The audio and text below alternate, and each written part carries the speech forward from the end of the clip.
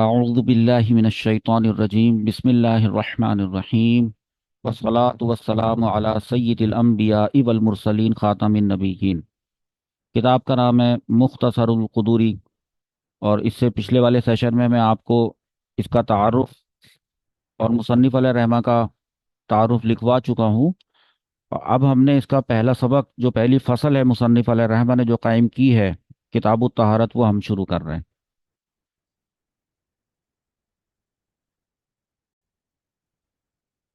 کتاب الطہارتی، اس سے پہلے ہاذا کو محذوف مانیں گے، مقدر مانیں گے اور پڑھیں گے کہ ہاذا کتاب الطہارتی، یہ طہارت کی کتاب ہے، اور مراد یہ ہے کہ چیپٹر۔ مصنف علیہ رحمہ نے طہارت کا باب شروع کیا ہے سورۃ المائدہ کی اس آیت سے، قال اللہ تعالی یا ایھا الذین آمنوا اذا قمتم الی الصلاۃ فاغسلوا وجوہکم وایدیکم الی المرافق وامسحوا برؤوسکم وارجلکم الی الکعبین۔ یا ایھا الذین آمنوا، اے وہ لوگوں جو ایمان لائے ہو، اذا قمتم الی الصلاۃ، جب تم نماز کے ارادے سے کھڑے ہو، تو فغسلوا وجوہکم، تو اپنے چہروں کو دھو، وایدیکم، اپنے دونوں ہاتھوں کو دھو، الی المرافق، کوہنیوں سمیت، وامسحوا برؤوسکم، اور اپنے سروں کا مسح کرو، وارجلکم الی الکعبین، اور دھو اپنے دونوں پاؤں کو ٹخنوں سمیت۔ اچھا، پھر اس کی اگلی جو عبارت ہے وہ بھی دیکھیں پہلے۔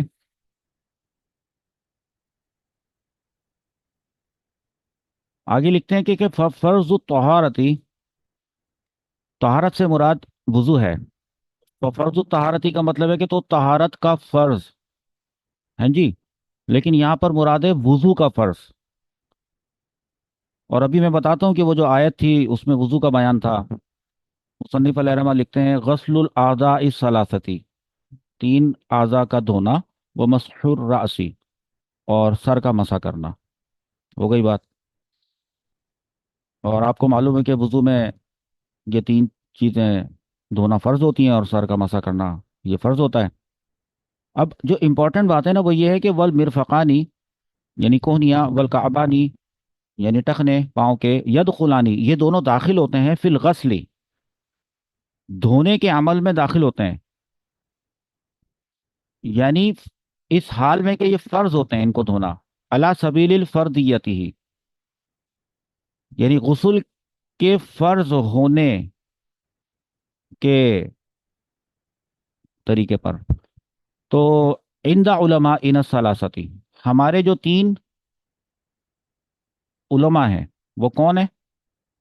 امام اعظم امام ابو حنیفہ رحمۃ اللہ تعالی علیہ، امام ابو یوسف رحمۃ اللہ تعالی علیہ، اور امام محمد رحمۃ اللہ تعالی علیہ، یہ تین ہیں۔ ان کے نزدیک، یعنی ہمارے نزدیک، یعنی ہمارے تین فقہا کے نزدیک، کوہنیاں اور ٹخنے دھونے میں شامل ہے۔ یہ کیوں بات کی گئی ہے؟ اس لیے کی گئی ہے کہ جب قرآن پاک کی آیت دکھائی تھی آپ کو، دیکھیے، تو یہاں لکھا تھا فَاغْسِلُوا وُجُوهَكُمْ وَأَيْدِيَكُمْ کے بارے میں لکھا تھا، ایدیکم، ایدیکم کے بارے میں لکھا تھا کہ ایدیکم الی المرافق، تو الا کا مطلب ہوتا ہے تک، کہ کونیوں تک۔ تو کوئی یہ نہ سمجھے کہ کونیوں تک اگر کوئی دھوئے گا اپنے دونوں ہاتھوں کو تو کونیاں تو چھوڑ دے گا، جب وہ کونیاں چھوڑ دے گا تو اس کا وضو نہیں ہوگا، کیونکہ کوہنیاں یہ داخل ہیں، یہ تو بتانا پڑے گا، یہاں تو نہیں لکھا، کیونکہ الا یہ حرف جر ہے، یہ تو اور معانی میں آتا ہے، تو یہ کس معنی میں آیا ہے یہ ابھی آپ کو میں ایکسپلین کرتا ہوں۔ اور پھر آگے یہ جو وَأَرْجُلَكُمْ إِلَى الْكَعْبَيْنِ، الا کا مطلب کیا؟ ٹخنوں تک یا ٹخنوں سمیت، ٹخنوں تک یا ٹخنوں سمیت، اسی بات کو انہوں نے وہاں پہ بیان کیا ہے کہ ٹخنوں تک نہیں بلکہ ٹخنوں سمیت۔ دیکھا آپ نے، یہاں لکھا والمرفقانی والکعبانی یدخلانی فی الغسل عند علماءنا الثلاثه، خلافا لی زفرہ، امام زفر رحمۃ اللہ تعالی علیہ اس معاملے میں اختلاف کرتے ہیں، تو وہ اب ہم آپ کو بتاتے ہیں کہ ہم کیسے اس اختلاف کو پڑھتے ہیں۔ یہاں پر میں نے آپ کو ٹیکسٹ دیا ہے اس کو پڑھ لیں کوہنی اور ٹخنے وضو کے فرائض میں داخل ہیں یا نہیں، اس میں تفصیل ہے۔ ہاں، ہمارے تینوں ائمہ یعنی امام ابو حنیفہ، امام ابو یوسف اور امام محمد رحمۃ اللہ تعالی علیہم اجمعین کے نزدیک کوہنیاں اور ٹخنے وضو کے فرائض میں داخل ہیں، جبکہ امام ظفر رحمۃ اللہ تعالی علیہ کے نزدیک کوہنیاں اور ٹخنے وضو کے فرائض میں داخل نہیں ہیں۔ حالانکہ آیت میں آیا تھا ایدیکم الی المرافقی، وہ کہتے ہیں کہ وہ جو الا آیا تھا ابھی پڑھ لیں، یہ سامنے لکھا ہے۔ امام ظفر استدلال فرماتے ہیں کہ قرآن پاک میں ایک جگہ یہ بات آئی ہے، آیت ہے ثم اتم الصیام الی اللیل، کہ پھر تم اپنے روزوں کو رات تک پورا کرو۔ تو چونکہ رات تک پورا کرنے میں رات تو داخل نہیں ہے، وہی کہتے ہیں اس میں غایہ مغیہ میں داخل نہیں ہے۔ یہ غایہ مغیہ کیا ہوتا ہے؟ دیکھیے الا جب آتا ہے نا، الا الا کے بعد ہوتا ہے، الا سے پہلے ہوتا ہے مغیہ، اور یہ ہوتا ہے الا کے بعد غایہ۔ تو فارمولا بنے گا کہ مغیہ پلس الا پلس غایہ، غایہ غایت سے نکلا ہے، غایت، ٹھیک ہے؟ تو اب رات کیا اپنے الا سے پہلے والے میں داخل ہوتی ہے؟ تو اپنے سے پہلے والے جو سیام ہے نا، سیام یہ تو دن میں ہوتا ہے بھائی، تو کیا رات دن میں نہیں؟ رات اور دن یہ تو ایک دوسرے کے بالکل اپوزٹ ہوتے ہیں۔ تو اس کا مطلب یہ ہوا کہ جب دن ختم ہوتا ہے تو رات شروع ہوتی ہے، دن کا کوئی ایک سیکنڈ کا حصہ بھی ایسا نہیں ہوتا جو رات میں داخل ہو۔ دیٹ مینس کہ اس میں لکھا ہے کہ غایہ مغیہ میں داخل نہیں ہے اس آیت میں، روزے والی آیت میں۔ تو کہتے ہیں کہ یہاں بھی یعنی وَأَيْدِيَكُمْ إِلَى الْمَرَافِقِ میں بھی، والے معاملے میں بھی وہ کہتے ہیں کہ غایہ مغیہ میں داخل نہیں ہوگا۔ امام ظفر یہ کہتے ہیں کیونکہ روزے کے لیے اللہ تعالی نے جو حکم بیان کیا قرآن پاک میں، اس آیت میں ثم اتم الصیام الی اللیل کے اندر غایہ مغیہ میں شامل داخل نہیں ہے۔ ہمارے علماء امام ابو حنیفہ، امام ابو یوسف اور امام محمد کے نزدیک ہمارے ائمہ ثلاثہ استدلال فرماتے ہیں کہ بھئی غایہ مغیہ میں داخل ہوتا ہے۔ بیسک فارمولا تو یہ ہے، مین فارمولا تو یہ ہے کہ بائی ڈیفالٹ غایہ مغیہ میں داخل ہوتا ہے۔ پھر کبھی ایسا ہوتا ہے کہ غایہ مغیہ میں داخل نہیں ہوتا، کوئی ایسی چیز ہوتی ہے، لیکن جنرل یہ فارمولا ہے کہ غایہ مغیہ میں ہوتا ہے داخل۔ یہاں نہیں ہے السیامہ اتم الصیام الی اللیل میں تو نہیں ہے۔ کیوں نہیں ہے؟ قرینہ پایا جا رہا ہے۔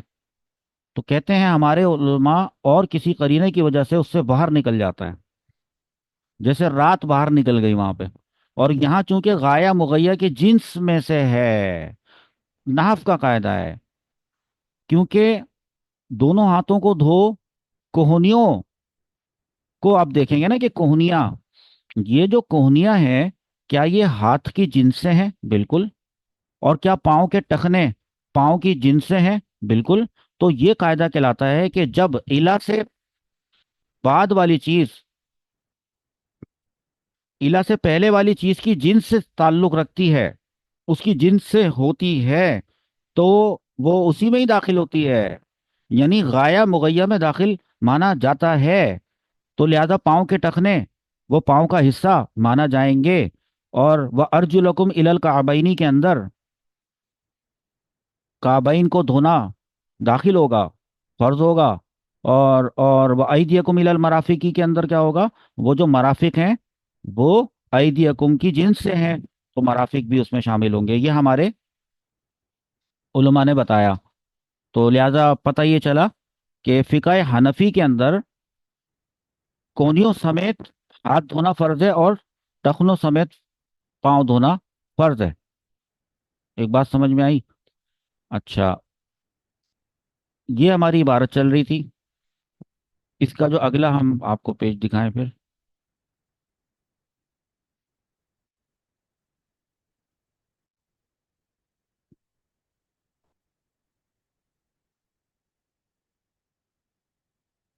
آگے فرماتے ہیں کہ والمفروض فی والمفروض فی مسح الرأس مقدار الناصیتی وهو ربع الراس، اور سر کا मसा करने में फर्ज म- पेशानी की मिकदार है,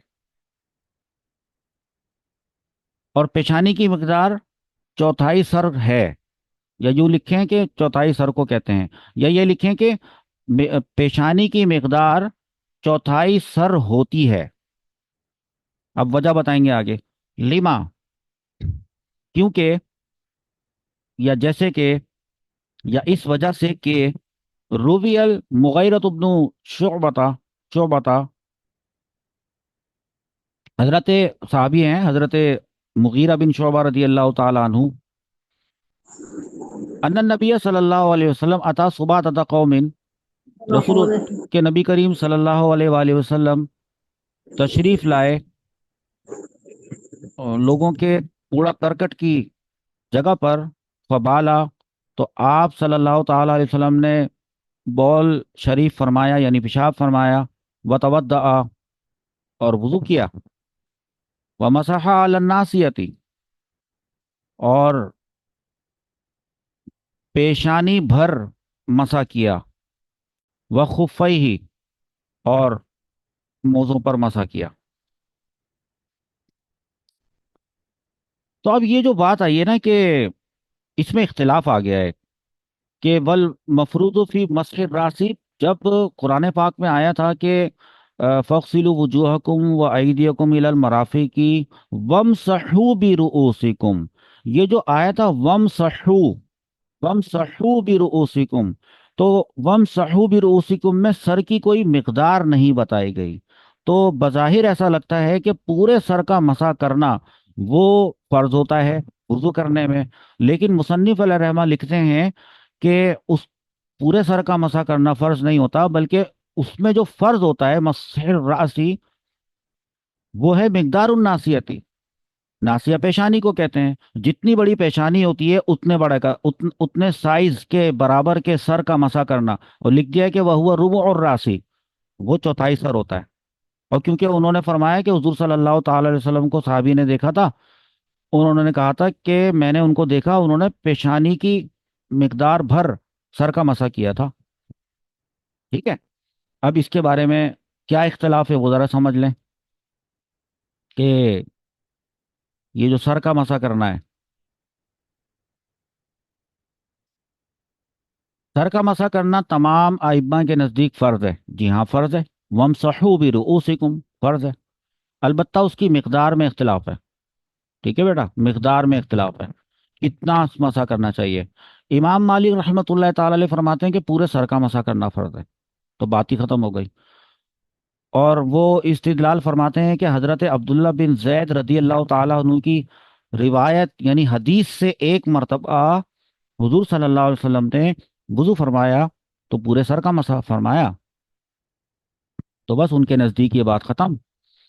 और चूंकि हुजूर सल्लल्लाहु ताला अलैहि वसल्लम ने, और सही हदीस है, हुजूर सल्लल्लाहु ताला अलैहि वसल्लम ने पूरे सर का मसा फरमाया, तो इसका मतलब है कि पूरे सर का मसा करना फर्ज है। वरना आयत में तो लिखा हुआ था वमसहू बी रुऊसिकुम, बा हरफ जर दाखिल हुआ था बी रुऊसिकुम। तो बी, बा हरफ जर, ये कई माना में इस्तेमाल होता है, जायदा भी होता है, और बाजियत के लिए भी आता है, यानी कुछ मिकदार बताने के लिए आता है। तो सर के कुछ हिस्से का मसा करना, हमारे यहाँ तो तर्जमा ये किया जाता है, तो सर के कुछ हिस्से का मसा करना। लेकिन इमाम मालिक फरमाते हैं कि नहीं, सर के कुछ हिस्से का मसा करना नहीं है, वहां पे मुराद है सर का मसा करना। क्योंकि हदीस आ चुकी, और वो हदीस है जिसमें हुजूर सल्लल्लाहु ताला अलैहि वसल्लम ने पूरे सर का मसा किया था।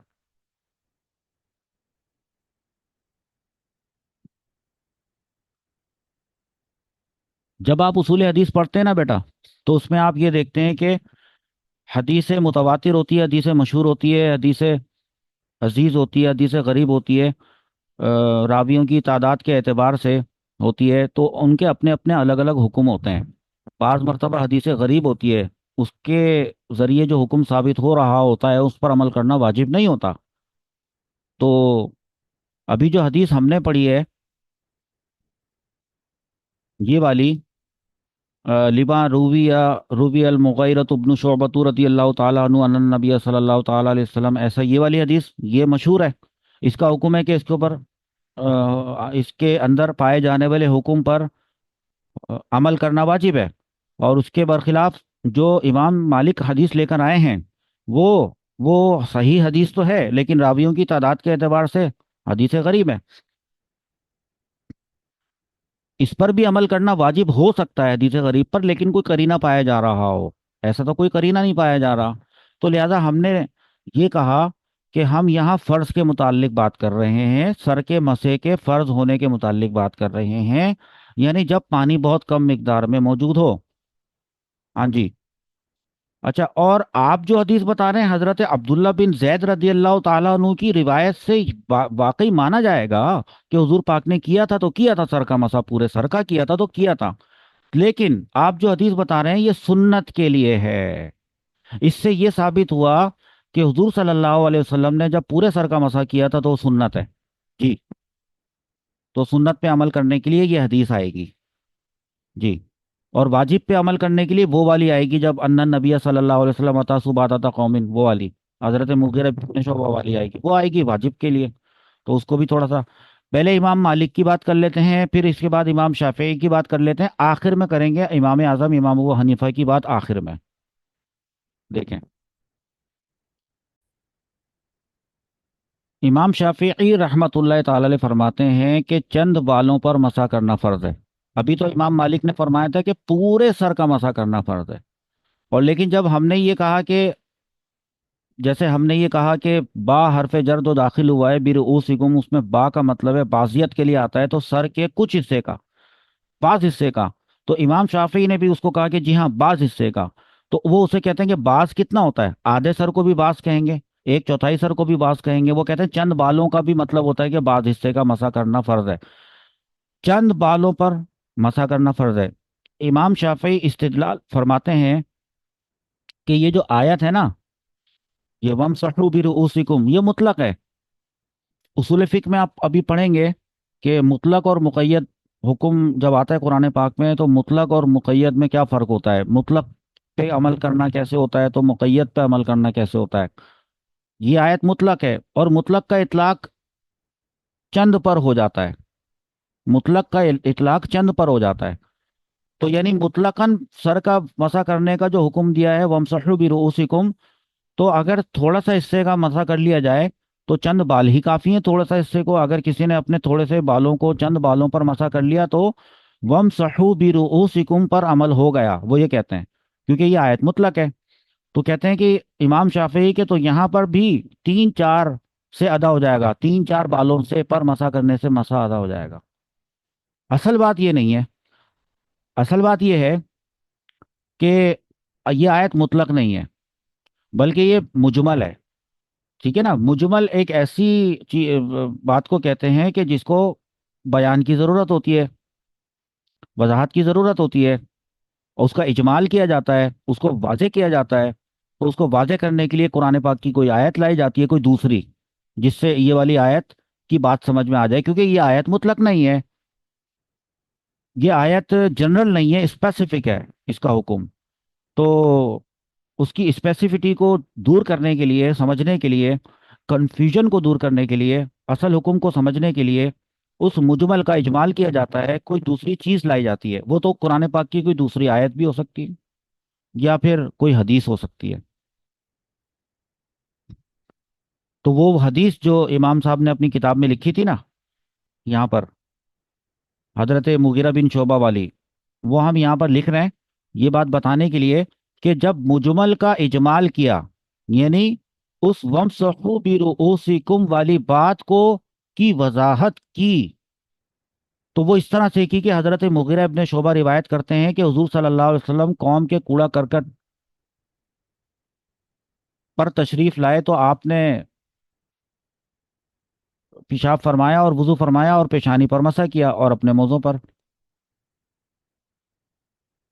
صحیح ہے، تو وہ جو پیشانی کی بات ہوتی ہے نا، وہ پیشانی چوتھائی سر کو کہتے ہیں، امام اعظم امام ابو حنیفہ رحمۃ اللہ تعالی علیہ فرماتے ہیں کہ چوتھائی سر کا مسح کرنا فرض ہے، صحیح ہے۔ اب دیکھو بھائی نحو کا قاعدہ کیا کہتا ہے، وہ استدلال فرماتے ہیں کہ یہ جو با ہوتا ہے نا، با حرف جر، یہ جب آلے پر داخل ہوتا ہے تو آلے کا بعض حصہ مراد ہوتا ہے، आला, कोई भी आला हो, बाल्टी में से पानी निकालने का मग्गा हो, या कोई भी आला हो, कुएं में से बर्तन, कुएं में से निकालने का डोल हो, कोई भी आला हो, वहां तो है आले का बाज हिस्सा, अगरचे के, पहले ये भी बात ध्यान में रख लें, अगर बा को माना जाए कि ये कहीं पे बाजियत के लिए आया है तो तब, तब जब वो आले पर दाखिल होता है तो तब आले का बाज हिस्सा मुराद होता है। और महल का, लेकिन और को कहें लेकिन, लेकिन महल का कुल मुराद होता है। और जब महल पर दाखिल होता है तो महल का बाज और आले का कुल मुराद होता है। बात समझ में आई? अब वमसहू बी रुऊसिकुम के अंदर, यहाँ चूंकि बा महल पर दाखिल है, लिहाजा इसका बाज हिस्सा मुराद होगा। अच्छा, बाज हिस्सा मुराद होगा वाली बात में, चलो बाज हिस्सा मुराद होगा, और वो बाज हिस्सा कितना, आखिर कितना? पूरा सर तो नहीं हो रहा ना अब, बाहर पे जर के ये वाले महल पर दाखिल होने की वजह से बाज हिस्सा मुराद होगा, लेकिन कितना? वो कितना यहाँ इस हदीस से पता चल गया, पेशानी बराबर, ये कितना यहाँ पे। अच्छा, और एक और भी बात, इंपॉर्टेंट बात यहाँ लिखी है, एक कायदा है, वलिल अक्सरी हुक्मुल कुल्ली, अक्सर पर पूरे का हुक्म लगाया जाता है। जब हम कहते हैं ना कि अक्सर, तो अक्सर से क्या मुराद होती है? जब अगर हम कहते हैं तो अक्सर का मतलब होता है पूरी बात, पूरी चीज, जिस चीज की मतलब कहा जाए कि भाई अगर कोई शख्स उम्रा करने के लिए जाता है या वहां जाता है हज करने के लिए, तो उसको अपना सर मुंडवाना होता है, तो वो तो होता है एक चौथाई। ठीक है, लोग गंजा करवा लेते हैं अपने आप को ताकि कोई टेंशन ही ना रहे, लेकिन वो कोई जरूरी थोड़ी होता है, एक चौथाई सर मुंडवाना होता है। तो जैसे हज में चौथाई सर का मुंडवाना है, तो ये तो हुआ चौथाई सर, चौथाई सर मुंडवाने से, और चौथाई को कहा गया क्या, सर का कितना हिस्सा, चौथाई।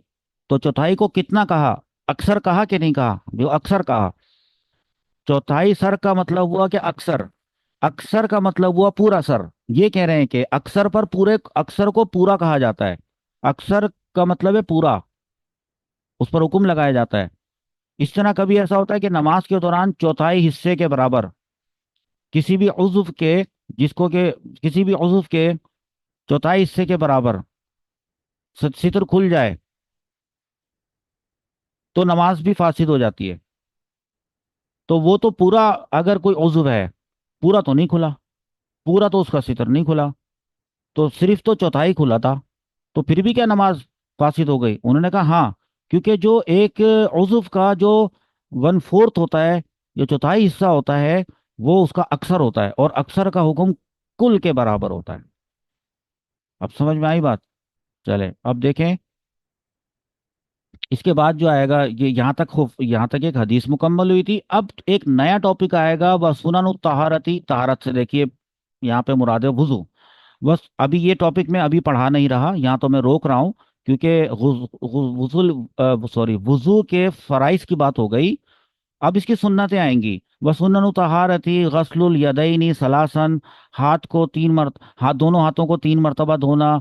ठीक है, तो ये सारा जो बयान, अब सुन्नतों की लिस्ट आएगी, पूरी फहरिस्त आएगी, ये सारा शुरू करेंगे हम नेक्स्ट वाले सेशन में।